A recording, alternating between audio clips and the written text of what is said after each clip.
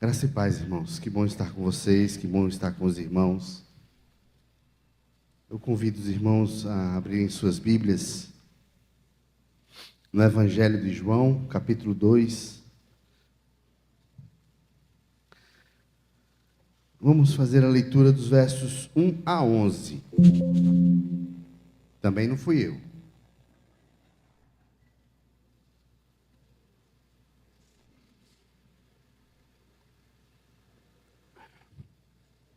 Evangelho de João, capítulo 2, versos de 1 a 11. Diz assim a palavra do Senhor.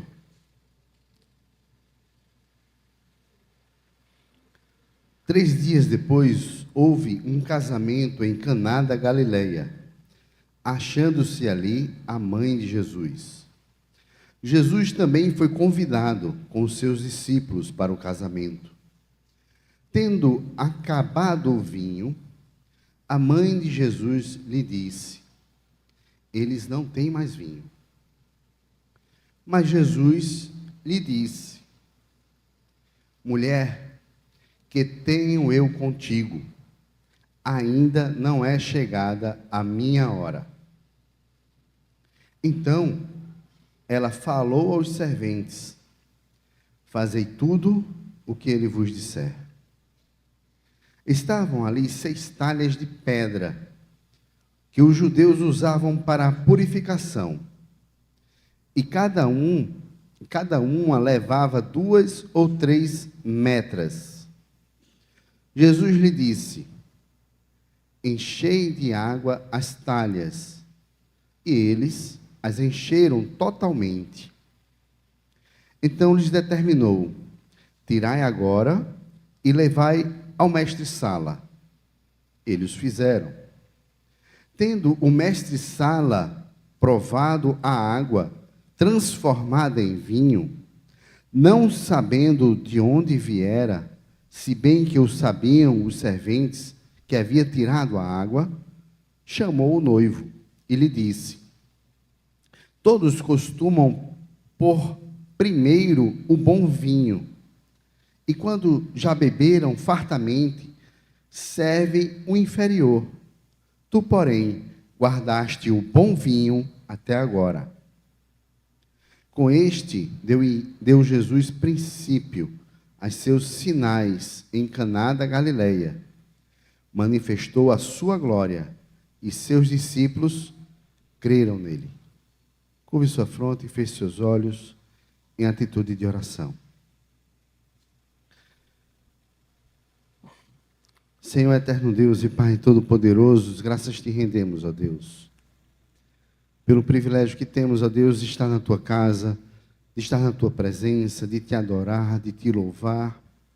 Te agradecemos, ó Deus, que mesmo quando estamos no deserto, tu estás conosco, Senhor.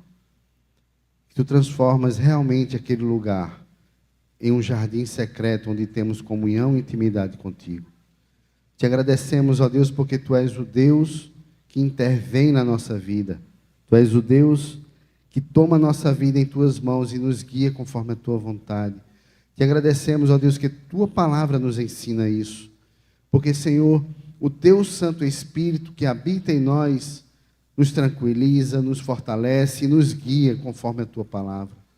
Te agradecemos, Pai, e te pedimos em nome de Jesus que ilumine a nossa mente, prepare o nosso coração, que possamos receber a porção da tua palavra hoje, Senhor, para que sejamos transformados pelo poder do teu Santo Espírito.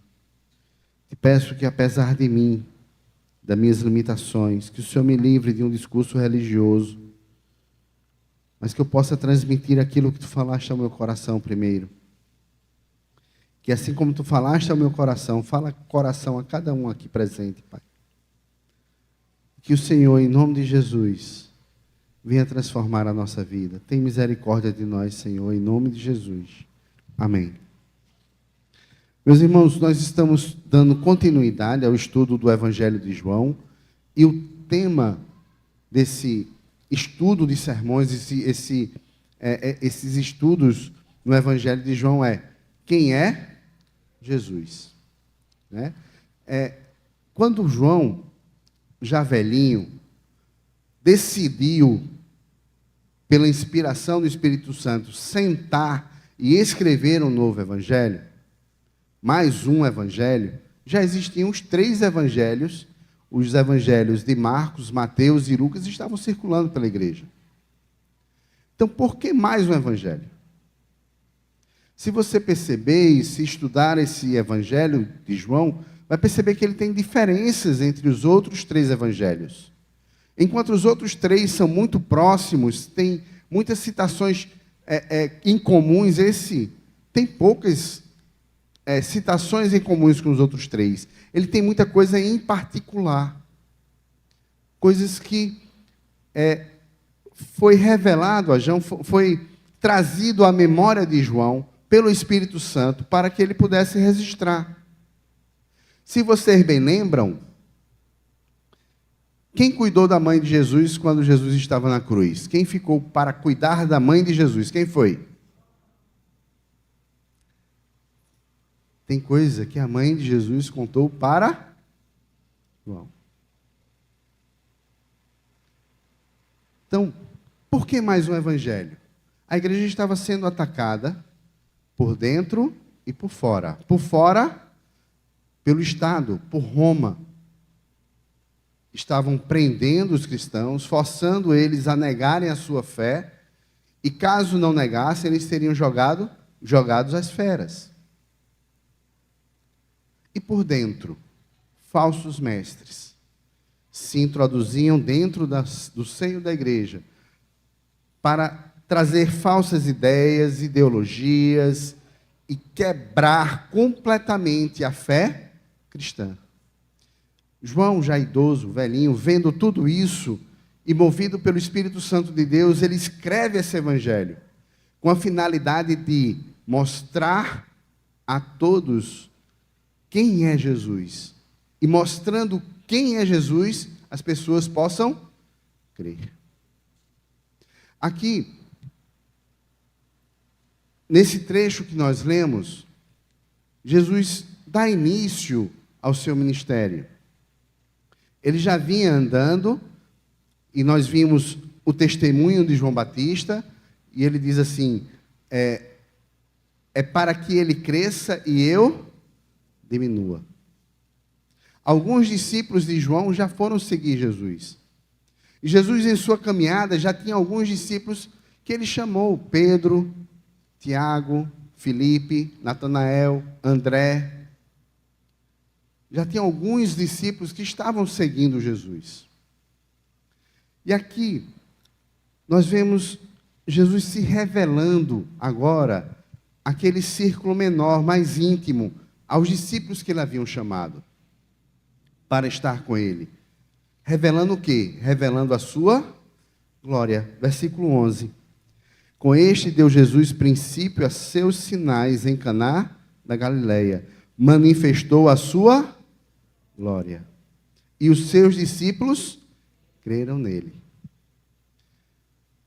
Para começar a entender esse texto, eu confesso aos irmãos que muitos anos eu tive dificuldade de entender algumas posições desse texto, algumas falas de Jesus.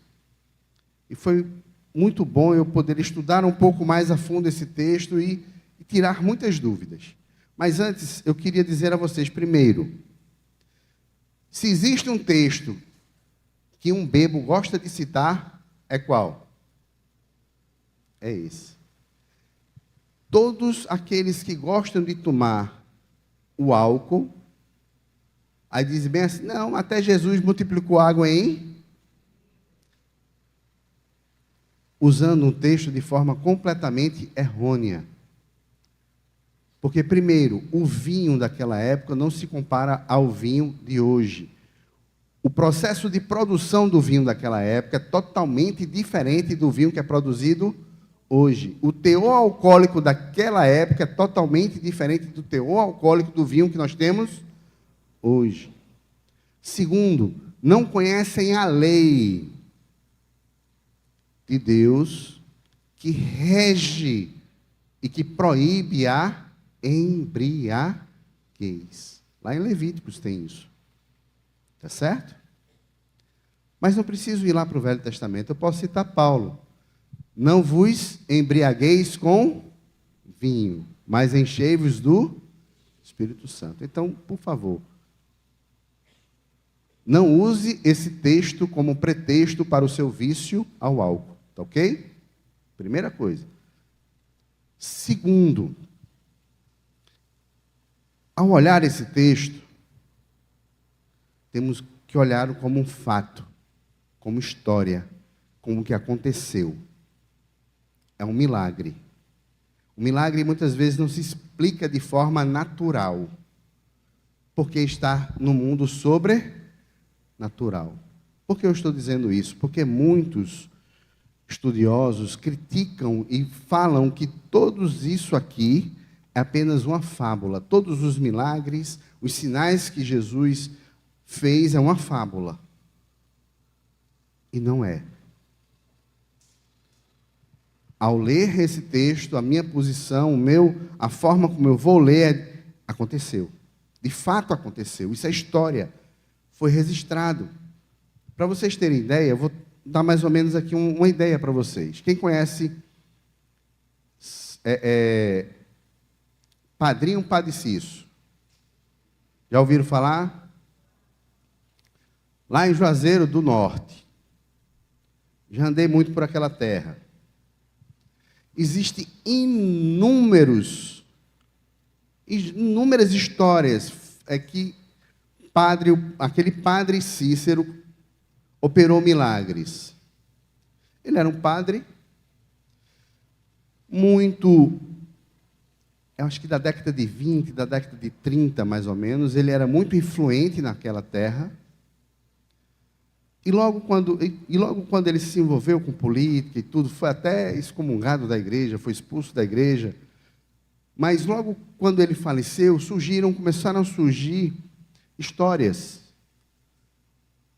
de que ele havia curado, de que ele havia ressuscitado mortos, de que havia vários milagres feitos pelo padre Cícero. Porém, a grande diferença entre Padre Cícero e Jesus é que tudo que foi falado de Padre Cícero é fábula, é mentira, não é verdade. E nenhum dos seus seguidores estava dispostos a morrer para testemunhar o que Padre Cícero teria feito, porque era uma mentira. Ao contrário de Jesus, todos os seus seguidores estavam, e todas as suas testemunhas oculares, aqueles que viram o que aconteceu, estavam dispostos a morrer, a serem presos, açoitados e morrer por aquela verdade. Quando Pedro foi preso e levado aos sacerdotes e ao sinédrio, Nicodemos fez um arrazoado com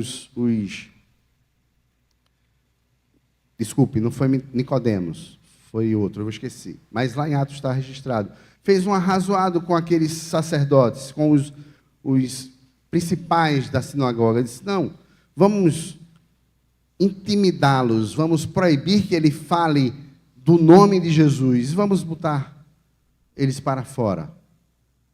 E Pedro responde, é certo cumprir a ordem de homens ou de Deus? Nós estamos aqui testemunhando de Jesus, falando as coisas que ele fez e o que vocês fizeram com ele, porque somos testemunhas oculares. Se quiserem nos prender, nos prendam. Se quiserem nos castigar, nos castiguem. Se quiserem nos matar, nos matem. Mas não vamos nos calar, porque estamos falando a verdade. Então, isso aqui que está escrito, registrado nas Sagradas Escrituras, é verdade. Não é fábula, não é mentira. É verdade. E aqui nós temos um fato. Após Jesus ter iniciado o seu ministério, chamando os discípulos para ouvirem a sua mensagem, ouvirem os seus ensinamentos, ele é convidado, aqui é registrado que ele é convidado para um casamento em Caná da Galileia. Ali estava sua mãe. E aconteceu um fato. acabou o vinho. Não sabemos a relação em que há entre a mãe de Jesus, ou o próprio Jesus, com os noivos. O fato é que Maria toma conhecimento de que acabou o vinho. Essas festas de casamento eram grandes celebrações. Chegavam a durar 7 dias. Chegavam a durar 7 dias. E os convidados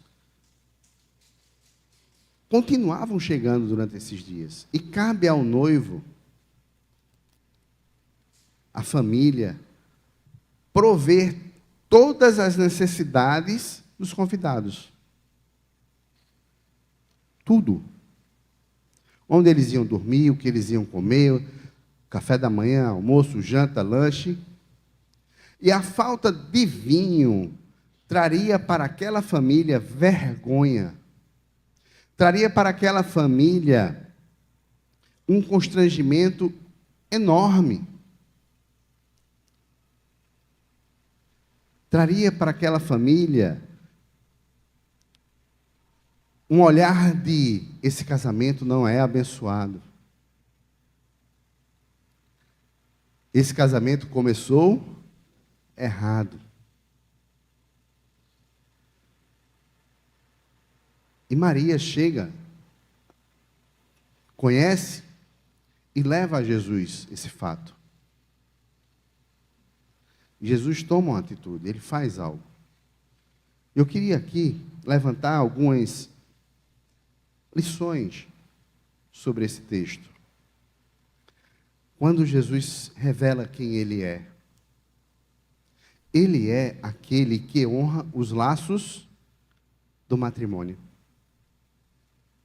Jesus, ele é aquele que honra os laços do matrimônio. Ele se fez presente ao matrimônio. Ele aceitou o convite e foi. O Filho de Deus, o Senhor dos Senhores, o Rei dos Reis, ele foi para aquele casamento. Não sabemos quem são os noivos, na verdade não sabemos nada sobre os noivos. O que temos alguma noção é que podem ser pessoas humildes, pelo fato de ter faltado o vinho. Eles não tinham recurso suficiente para manter tanta gente durante 7 dias. É possível isso acontecer. É possível a gente chegar a essa conclusão. Mas mesmo esses noivos sendo pessoas humildes, Jesus estava ali presente. Meus irmãos, em dias em que vivemos hoje, onde a nossa família é atacada pelo inimigo de nossas almas, onde o matrimônio é tido como uma cadeia, é tido como uma maldição, onde as pessoas fazem desdém com o matrimônio. Eu conheço uma pessoa que eu conversando com ele, aconselhando ele, não era crente, ele era da universidade. Namorou, noivou, assim, passou muitos anos namorando uma menina, noivo, entre aspas, mas nunca queria casar. E eu cheguei para ele: meu amigo, por que você não casa? Ele fez: meu filho, fez assim: Lúcio, olha, casar. Ele fez bem, olhou assim bem para mim. Casar só é melhor um pouquinho do que cegar. Eu digo: meu filho, você não conhece o que é o casamento. E eu vi muitas histórias desdenhando do casamento. O casamento, aos olhos do mundo, está quebrado. Foi atacado pelo inimigo das nossas almas. E o resultado da sociedade que nós estamos vendo aí, uma sociedade que está se destruindo, que está sendo destruída, porque o inimigo das nossas almas atacou a célula que mantém a sociedade, a família, dentro do casamento. E a mensagem que o Filho de Deus está mostrando é que o casamento, o matrimônio, é uma bênção nas nossas vidas. O matrimônio é providência de Deus na nossa vida. Jesus começou o seu ministério, os seus sinais em um casamento. Também eu queria que vocês observassem que Jesus é aquele que demonstra amor para intervir na história. Quando Maria chega para Jesus e diz, eles não têm mais vinho. Eu tive algumas dificuldades com esse texto. Primeiro, Maria sabia quem Jesus era. Ela tinha guardado em seu coração tudo aquilo que o anjo falou a ela. No momento em que ela estaria grávida de Jesus. Ela presenciou tudo, o crescimento daquele menino. Ela viu o seu testemunho lá aos 12 anos, lá no templo.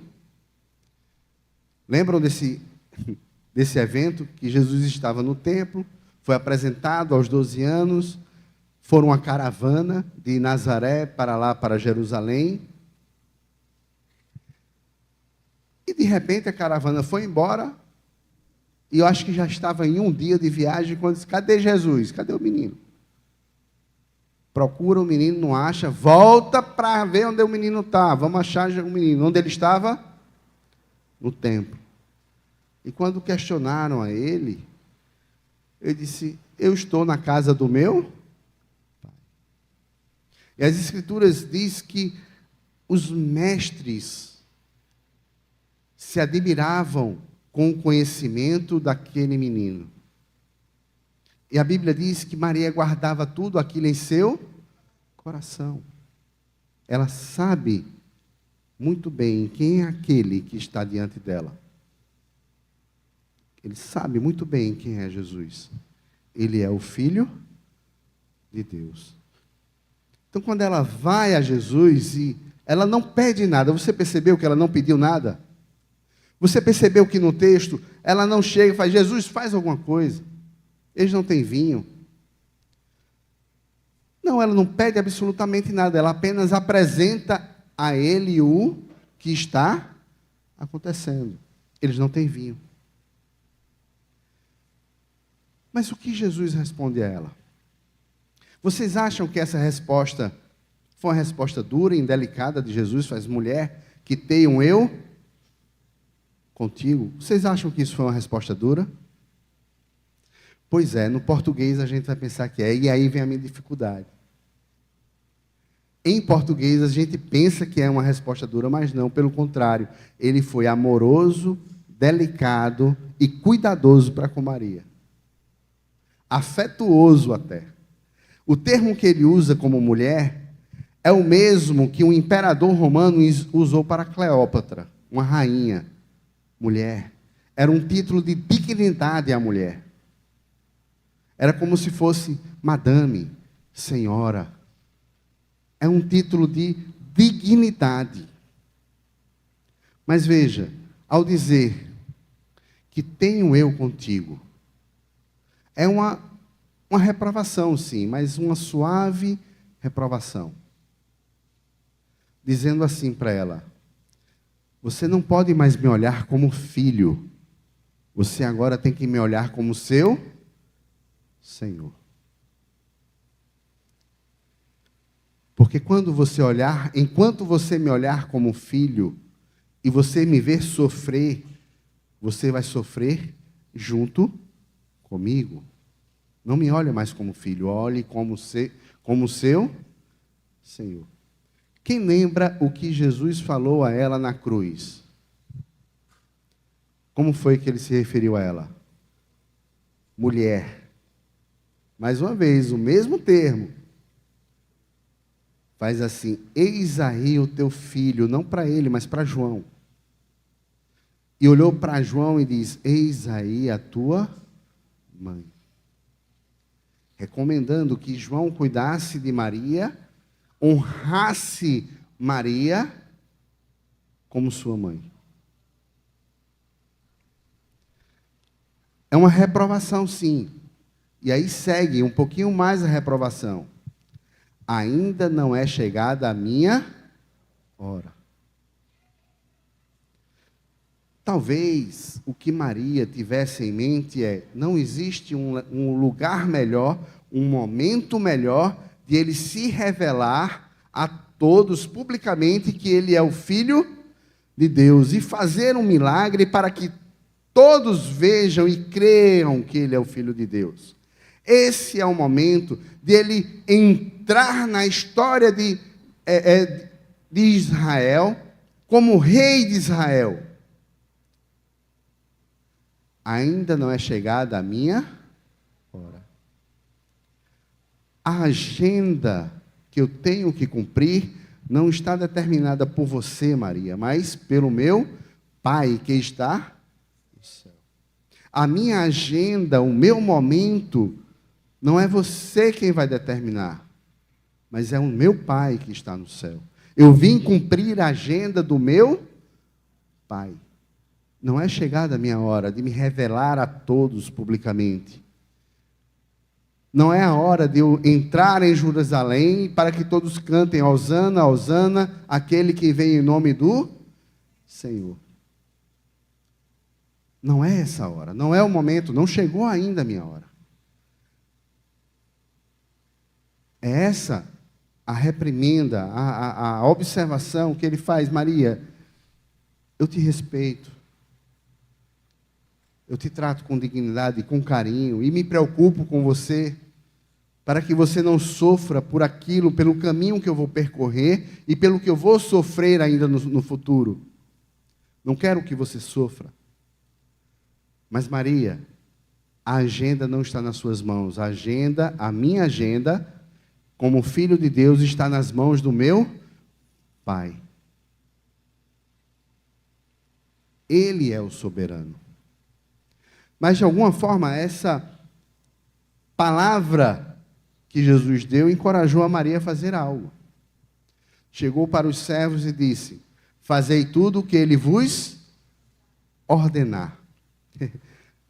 Esse versículo, essa mensagem, gerou um sermão lá em Arco Verde, pelo reverendo Valmir Soares.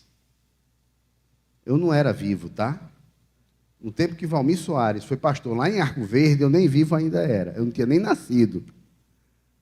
Mas esse sermão marcou tanto a cidade que quando eu estive lá tomei conhecimento. Era assim, o tema do sermão era o mandamento de Maria. E qual era o mandamento de Maria? Fazei tudo o que ele vos ordenar. Por que ela diz isso? Eu acho que foi por dois motivos. Primeiro, era incomum que os servos, aqueles que estavam trabalhando no casamento, obedecessem a um convidado, a uma ordem do convidado. Imagina a bagunça que ia ser. Um convidado dando ordem todo mundo. Aí, meu amigo, um casamento que dura 7 dias, com não sei quantos convidados ali, que se todo convidado se desse ordem para o servente, para aquele que estava trabalhando, ninguém ia trabalhar. Então ela chama e diz: olha, fazei tudo o que ele vos ordenar. E a outra coisa que eu acredito que também estava na mente de Maria é: ele vai pedir uma coisa absurda, mas faça. Ele vai pedir alguma coisa que não vai fazer nenhum sentido, mas faça, obedeça. E ali, ele demonstra o seu amor para com Maria, para com os noivos, para não deixar de forma alguma que aquele casal passasse por constrangimento, por um sofrimento, por um estigma, por ser marcados pelo resto da vida, pelo casal que faltou vinho em seu casamento. E ele agiu com amor para intervir na história daquelas pessoas. E fez um milagre. Jesus lhe disse: enchei de água as talhas. e eles a encheram totalmente. Eu queria falar um pouquinho dessas talhas. Essas talhas eram usadas para purificação. Era muita gente. Eu sei que as medidas que foram dadas aqui é completamente estranha para a gente. Metra, 3 metros, 2 medidas, não é isso? Mas os estudiosos falam que cada talha dessa tinha mais ou menos 100 litros. Tinha capacidade para 100 litros. Tinha 6, então eram 600 litros, aproximadamente. Para você ver o tamanho do milagre. Tá certo? 600 litros. E dizem que eles encheram por completo, ou seja, até a boca, até transbordar, não cabia mais nada. Eu queria falar desse milagre. Queria falar do milagre. Aí Jesus manda encher de água, eles enchem de água, não é isso? Após encher, diz assim, olha, agora tira e leva para o mestre-sala, aquele que, vamos dizer assim, que conduz a festa. Que com certeza ele já sabia que o vinho tinha acabado. E aí vem o vinho. A água transformada em vinho. Em que momento Jesus fez isso? A Bíblia diz. Vocês estão percebendo uma coisa? Jesus não fez nenhum escândalo. Não fez nenhum show, nenhum espetáculo. Olhem, botou um holofote assim, olhem, agora eu vou estalar os dedos e vai virar em vinho. Foi assim? Eu vou jogar o pozinho do pilim-pim-pim e vai transformar em vinho. Foi assim?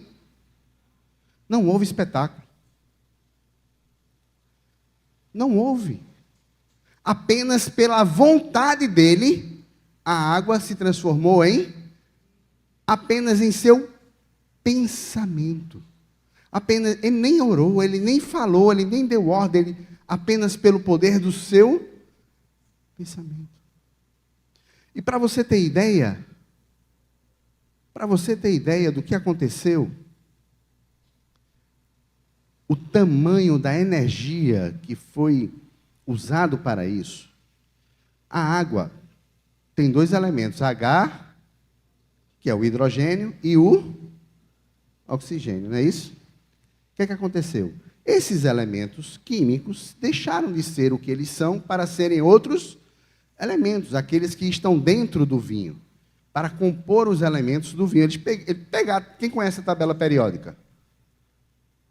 Ih, rapaz, não estudaram química, não? Quem conhece a tabela periódica? Eita! Lá na tabela periódica está cheio de elementos. A natureza é cheia de elementos. Átomos que se unem para formar moléculas. Não é isso? O que é que Jesus fez? Ele desfez tudo isso, tirou todas as moléculas da água, todos os átomos da átomo, ele desfez tudo aquilo e criou o vinho a partir daquilo que ele tinha. Como é feita a bomba atômica? Ou a bomba de hidrogênio? Sabe como é isso? Você já viu o tamanho da energia de uma bomba atômica, de uma bomba de hidrogênio? Quando um átomo desse, do hidrogênio, eles se unem com outro átomo de hidrogênio e criam um novo elemento. Eles geram energia tamanha que pode ser usado ou para destruição, ou pode ser usada para gerar energia elétrica. É isso que se faz nas usinas atômicas. Mexendo com esses elementos, se gera energia. O que Jesus fez aqui poderia ter criado, poderia ser usado uma energia de centenas de milhares de bombas atômicas. Basta só imaginar quantas moléculas de água tinha ali. E quanto de energia foi necessário para desfazer tudo aquilo e fazer tudo de novo. Ninguém pode fazer isso. Apenas o Filho de Deus. Apenas o Filho de Deus. E apenas com o poder do seu pensamento. Apenas porque ele quis fazer. Esse é o tamanho do milagre. Esse é o sinal. Por amor àquelas pessoas, por amor à sua mãe, e para mostrar aos seus discípulos quem ele é. Eu sou o Filho de Deus. Aquele que honra os laços do matrimônio, aquele que com amor intervém na história, aquele também que tem um poder infinito sobre os elementos da natureza. Ele é aquele que tem o poder infinito sobre os elementos da natureza. Ele é o Filho de Deus.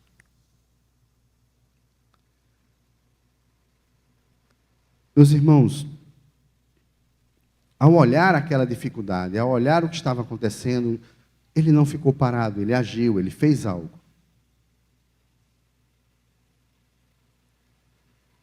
Quando ele olha para a nossa vida, ele não deixa de fazer. Ele não é um Deus distante, insensível.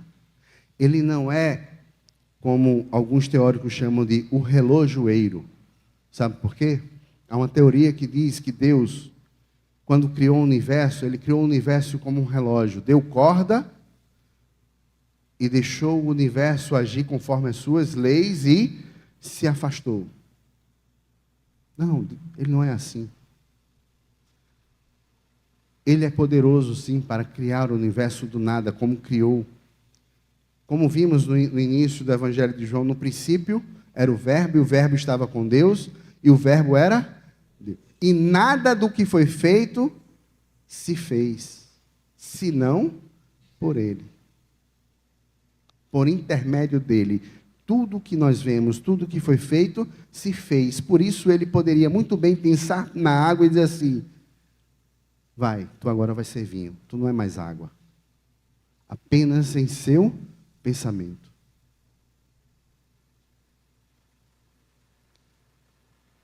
Porque Ele nos ama. Foi por amor. A ação dele foi amorosa.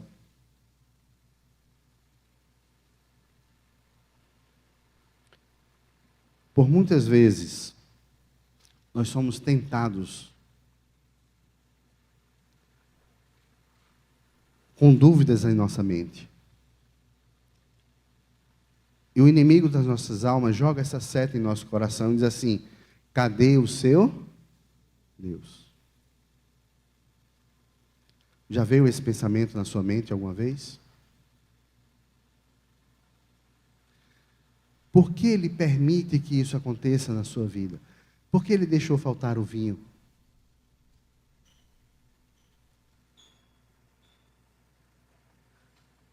O inimigo, ele é astuto e sabe onde colocar o dedo na nossa ferida, onde jogar a seta da dúvida em nosso coração. Ele sabe.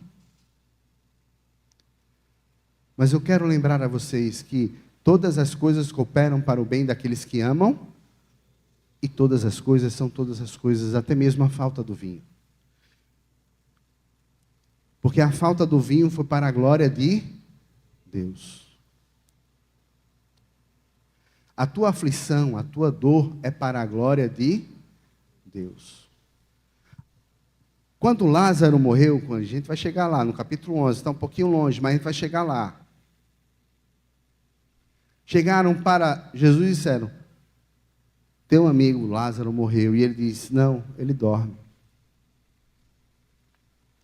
E eles insistiram: não, ele deve estar triste, ele está naquela fase psicológica da negação. Não, ele morreu. Ele disse: não, ele morreu, mas foi para a glória de Deus, para que a glória de Deus se manifeste. E ele foi lá e ressuscitou Lázaro.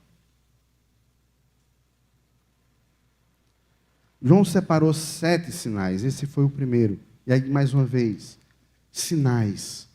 É interessante como João usa essa palavra, sinais. Com este deu Jesus princípio a seus sinais. O sinal, ele não serve para dar atenção ou chamar a atenção para o fato do poder ou do milagre, mas para aquilo que está além ou superior ao milagre. Augusto Nicodemos fez uma observação interessante sobre essa palavra sinal, sinais. Você vem na rua, aí tem assim uma placa, um sinal, Hospital Geral a 500 metros. Tu para naquela placa e vai pedir para ser atendido? Não, porque ela está dizendo o quê? Que tem algo mais à frente, mais além, algo maior e superior àquela placa, àquele sinal. Assim é esse sinal. Não devemos olhar para o poder, não devemos olhar para o que aconteceu, mas para aquele que fez. Esse sinal aponta para o poder de Jesus, para quem é Jesus. Ele é o Filho de Deus. Ele não fez alarde, ele não fez espetáculo, ele não fez nada disso. Mas aqueles que viram aquele sinal, eles creram. Esse é o Filho de Deus. E aí nós temos algumas aplicações, meus irmãos, essa noite. Nós somos desafiados a crer. Quem é Jesus para você? Quem é Jesus para você? Tem uma música que tocou e continua tocando a minha vida. Eu não vou cantar, tá certo? Não se preocupe, eu não tenho esse dom. Mas eu vou recitar. Eu vou contar um testemunho rapidinho, se o pastor me permitir.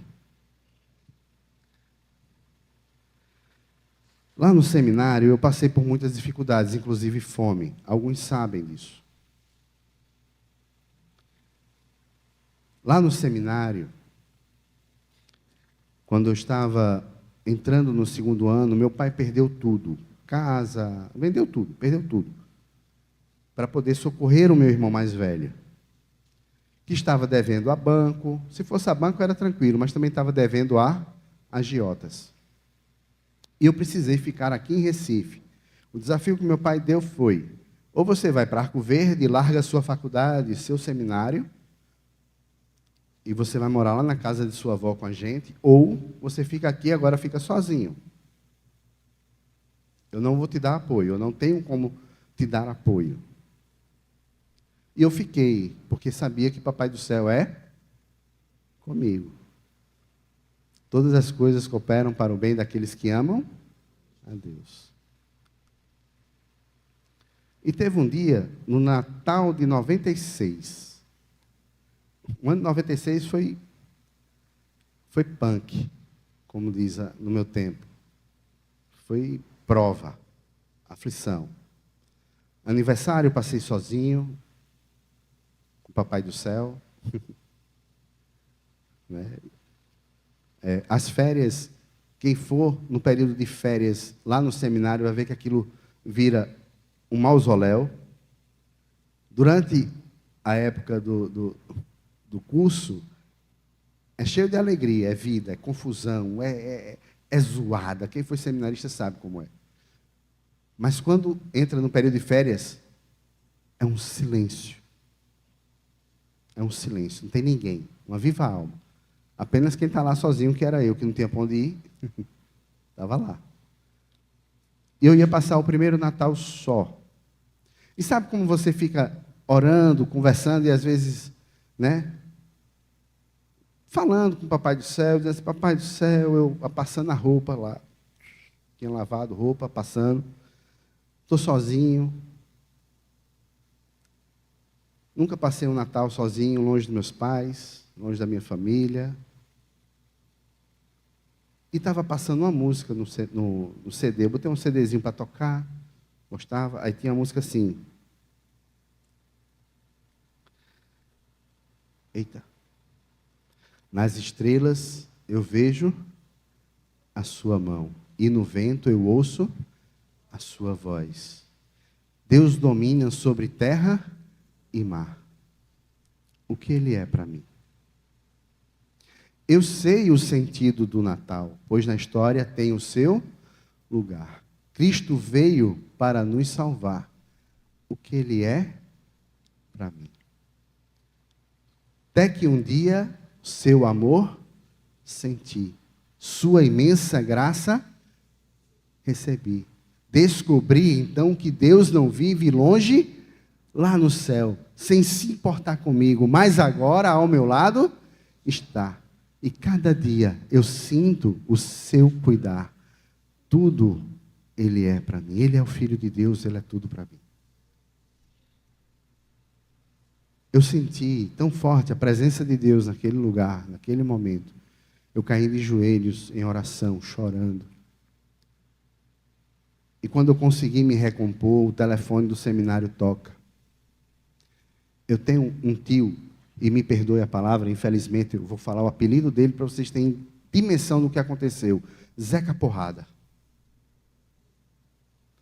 Meu tio mais pirangueiro, mais amarrado, mais bruto. Liga para mim e diz, eu quero saber onde é o seminário que eu preciso ir buscar você. Tem 3 dias que eu não durmo. Porque tem algo aqui no meu coração me incomodando, dizendo que eu tenho que ir buscar você. E tu acha que foi pouco? Quando ele chegou e viu meu sapato, lá, sabe aquele tênis que já está rasgado? A camisa também já estava precisando de outra. A calça, Jesus, só a benção. Ele olha para mim e faz, o que é que aconteceu? Eu disse, é o que eu tenho, é o melhor que eu tenho. Quando chegamos em Arco Verde, ele me levou, em interior tem isso, me levou numa boutique. Comprou roupa de final de ano para mim. Sapato, camisa, calça. E o interessante é que todos na família queriam ver a roupa que Zeca Porrada deu. Não acreditavam. Zeca Porrada te deu uma calça? Cadê o sapato que ele deu? E ele deu o melhor. Um tênis e um sapato social. O melhor. Quem fez isso? Isso é um milagre. Talvez não na dimensão, no tamanho aqui relatado nas Sagradas Escrituras. Mas é fato, aconteceu. Porque Ele ama, é um Deus que intervém na nossa vida. Esses sinais, João destacou para mostrar quem Jesus é. Ele é o Filho de Deus, que nos ama e que intervém na nossa vida. Ele não vai deixar faltar o vinho na sua vida. Ele vai fazer um milagre. Seja ele o que você precisar. Mas lembre-se, a agenda não é sua. A agenda é dele. Cabe a nós crer que ele é o Filho de Deus. Cabe a nós descansar no Deus que intervém em Jesus Cristo, nos seus braços. Cabe a nós obedecer. Siga o mandamento de Maria. Fazei tudo o que ele vos disser. Que Deus nos abençoe.